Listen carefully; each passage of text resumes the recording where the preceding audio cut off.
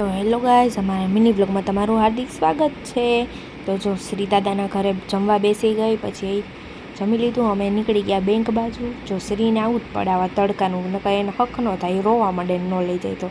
પછી અમે પૂગી ગયા બેંકે. તો એ જો બેંકે આને હું કીડું હોય છે એને ખબર નથી પડતી, ખુરચીએ ટીંગાતી જોઈ. પછી મને કે એટ ગયા, મને પાણી પાતો. જો હું શ્રી બે પાણી પીવા ગયા. પછી કે મારે કેક ખાવો, તો અમે બે બેકરી હાલ્યા ગયા.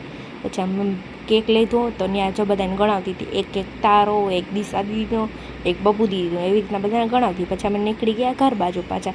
તો જો શ્રીને તડકાની કેવી મજા આવે છે, એને એવું ન હોય કે સાંજ પડે જાય.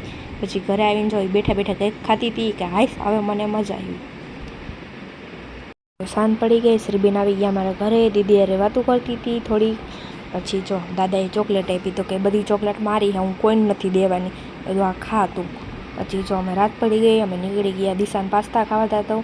તો જો રસ્તામાં જ શ્રી સૂઈ ગઈ અત્યારથી. પછી ત્યાં જોયું તો ત્યાં એ સૂતી જ રહી, કેમ કે એને તાવ આવ્યો હતો, તો અમે સુવા દીધી એને.